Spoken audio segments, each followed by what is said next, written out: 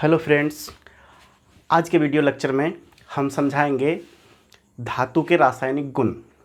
पिछले वीडियो में हम लोग 10th के सिलेबस का ही धातु के बारे में और धातु के भौतिक गुण के बारे में बताए थे। आज के वीडियो में हम धातु के रासायनिक गुण के बारे में स्पष्ट समझेंगे। क्या होता है, कैसे रिएक्शन करता है, कैसे धातु अदर चीज़ से रिएक्शन करता है, देखते हैं। चलिए, सबसे पहले हम बता रहे हैं धातु के रासायनिक गुण में पहला गुण बता रहे हैं कि धातु ऑक्सीजन के साथ संयोग करके ऑक्साइड बनाता है। क्या बनाता है? धातु ऑक्सीजन के साथ संयोग करके ऑक्साइड बनाता है। जैसे हम किसी लोहे को अगर रख दे मिट्टी में तो वो नमी के साथ संयोग करके जंग लग जाता है। तो उस जंग लगा तो वो जो जंग हुआ वो एक प्रकार का ऑक्साइड है, वो फेरिक ऑक्साइड है। तो हमने यहाँ एग्जाम्पल में लिखा है कि सोडियम जब ऑक्सीजन के साथ संयोग करता है, जब सोडियम ऑक्सीजन के साथ संयोग करता है तो सोडियम यहाँ धातु है, ऑक्सीजन तो ऑक्सीजन गैस है। ये सोडियम जब ऑक्सीजन के साथ संयोग किया तो क्या बनाया? Sodium monoxide gas. Sodium monoxide दोनों यानी सोडियम मोनोऑक्साइड को बनाया गया। इसी में अगर हम लिखना चाहे फेरिक को, तो फेरिक अगर ऑक्सीजन से यानी लोहा आयरन को जब हम ऑक्सीजन से संयोग करेंगे तब भी क्या बनाएगा? मोनो यानी उसमें भी फेरिक ऑक्साइड बनाएगा, यानी वो ऑक्साइड बनाता है। इसमें ये चीज़ स्पष्ट होता है कि धातु ऑक्सीजन के साथ संयोग करके ऑक्साइड बनाता है।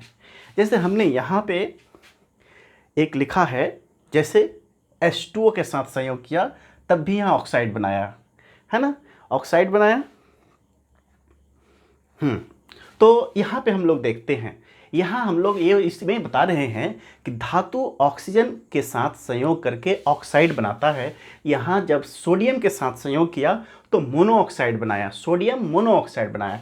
जब मैग्नीशियम के साथ संयोग किया, मैग्नीशियम का संयोग जब ऑक्सीजन के साथ कराया गया तो मैग्नीशियम ऑक्साइड बना। क्या बना? मैग्नीशियम ऑक्साइड बना। तो इसी में हम लोग दूसरा भी कह सकते थे कि अगर जिंक के साथ, जैसे जिंक ऑक्सीजन के साथ संयोग करेगा तो जिंक ऑक्साइड बनेगा। क्या बनाएगा? जिंक ऑक्साइड बनाएगा। फिर आयरन ऑक्सीजन के साथ करेगा तो आयरन ऑक्साइड बनाएगा, है ना। तो इस तरह जितने भी धातु अगर ऑक्सीजन के साथ संयोग करता है तो वो ऑक्साइड बनाएगा। एक दिमाग में रखना है। दूसरा हमने बताया कि धातु जल के साथ संयोग करके ऊष्मा और हाइड्रोजन गैस देता है। क्या देता है?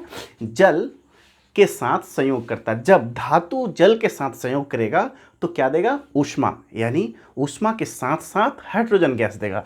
जैसे हमने एग्जाम्पल लिखा है, यहाँ दो तरह का एग्जाम्पल लिया है, एक ठंडे जल में, एक गर्म जल में, है ना। तो गर्म जल में और ठंडे जल में क्या मतलब? इसका मतलब हुआ कि ठंडे जल में किस तरह का रिएक्शन होगा और गर्म जल में किस तरह का रिएक्शन होगा। पहले हमने बताया कि ठंडे जल में रिएक्शन, जैसे सोडियम को जब ठंडे जल में 2H2O के साथ रिएक्शन कराया गया तो वो रिजल्ट क्या दिया? Sodium hydroxide. क्या दिया? सोडियम हाइड्रोक्साइड एक लवण है, यानी एक प्रकार का एक लवण है, यानी भस्म जिसको कहते हैं ये। और दूसरा क्या दिया? हाइड्रोजन गैस दिया। साथ साथ हम इसमें लिख सकते हैं कि ऊष्मा भी देता है ना, इसमें ऊष्मा भी देता है। दूसरा एग्जाम्पल हमने लिया क्या कि जब यानी पोटासियम को हम लोग करवाए किसके साथ? जल के साथ। पोटासियम को जल के साथ अभिक्रिया कराने पर क्या दिया? Potassium hydroxide. क्या दिया? Potassium hydroxide KOH plus hydrogen gas, साथ में ऊष्मा भी उत्पन्न होगा। फिर नेक्स्ट में हम लिखा है कैल्शियम को जब ऑक्सीजन के साथ संयोग करते हैं, तो कैल्शियम हाइड्रोक्साइड बना। क्या बना?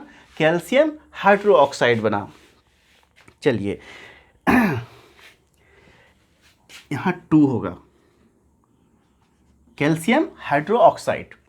चलिए, तो हम लोग ठंडे जल में देख लिए, ठंडे जल में किस तरह का किया, यानी हाइड्रो ऑक्साइड बनाया, सब में हाइड्रो ऑक्साइड, यानी धातु के साथ जल की अभिक्रिया। ये सारा धातु है, ये जल है, धातु के साथ जल की जब अभिक्रिया कराया गया तो क्या दिया, हाइड्रो ऑक्साइड के साथ ऊष्मा और हाइड्रोजन गैस दिया।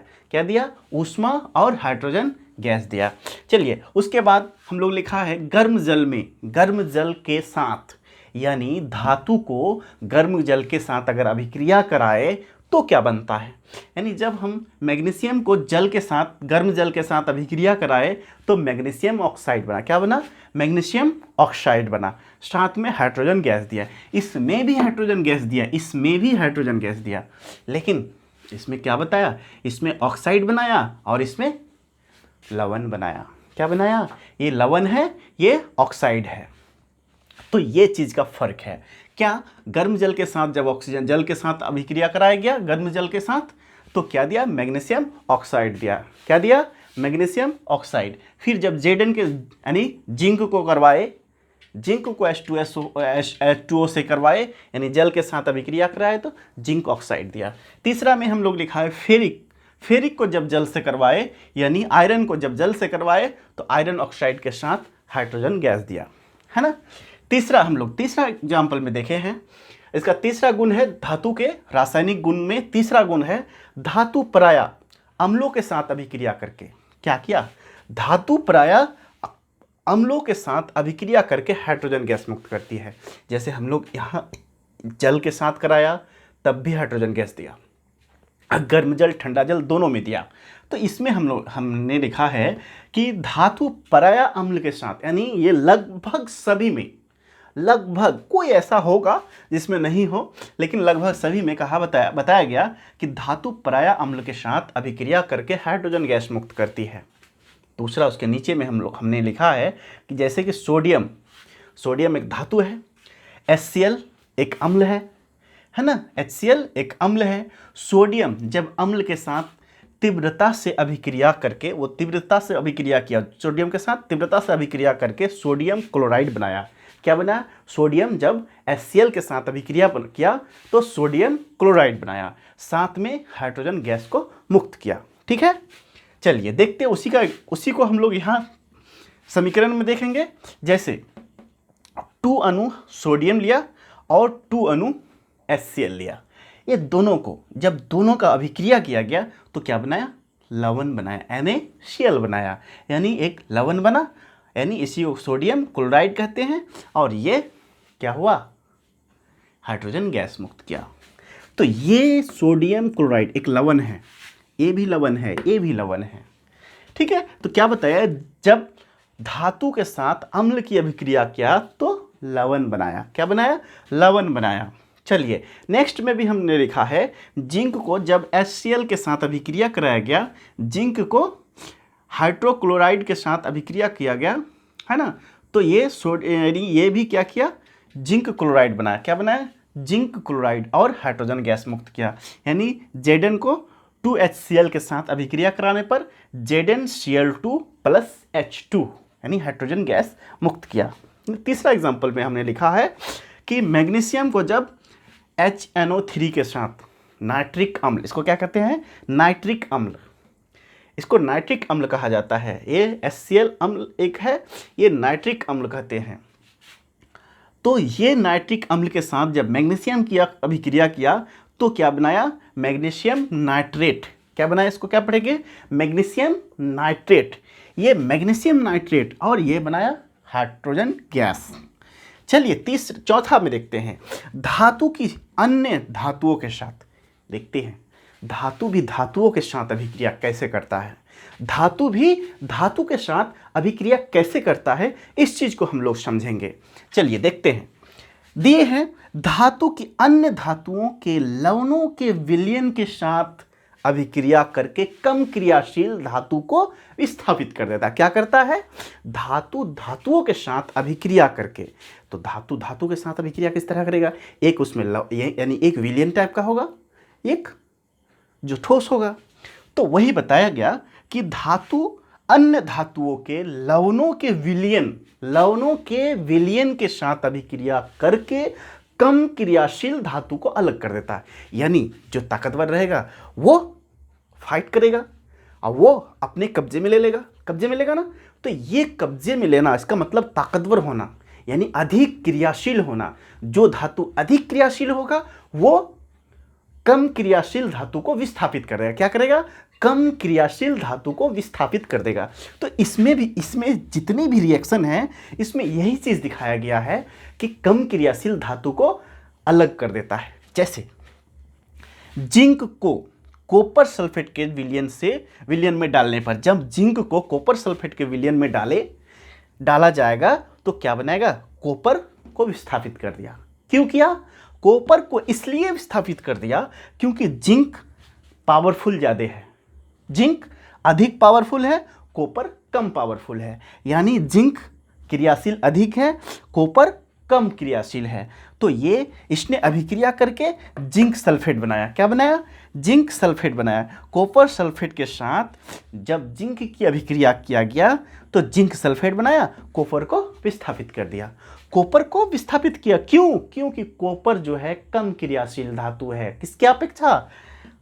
जेडन यानी जिंक के अपेक्षा, जिंक के अपेक्षा कम क्रियाशील है। कौन?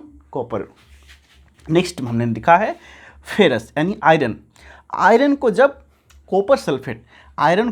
कॉपर सल्फेट के साथ अभिक्रिया किया गया तो इसमें भी क्या बनाया? इसमें भी वही हुआ। क्या हुआ? इधर आयरन सल्फेट बनाया और ये कॉपर को विस्थापित कर दिया। क्या किया? कॉपर को विस्थापित कर दिया।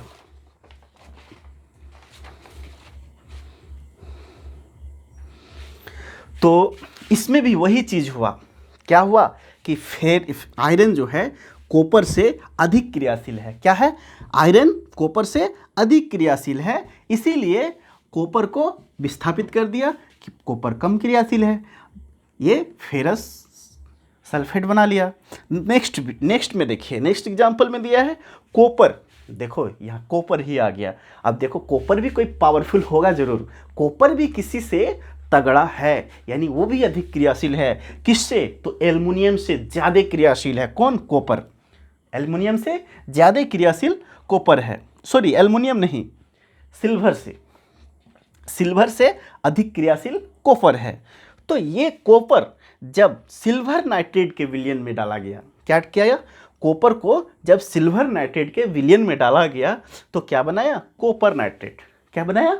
कॉपर नाइट्रेट का नीलाभक्षेप। ये पहले रंगहीन था, रंगहीन विदाउट रंग वाला, है ना, विदाउट कलरफुल, है ना, विदाउट कलर वाला को ये नीला रंग में परिवर्तित किया और उसके साथ साथ क्या किया? सिल्वर को विस्थापित कर दिया। ठीक है दोस्तों, अब हम लोग फिर नेक्स्ट वीडियो में अधातु के बारे में पढ़ेंगे।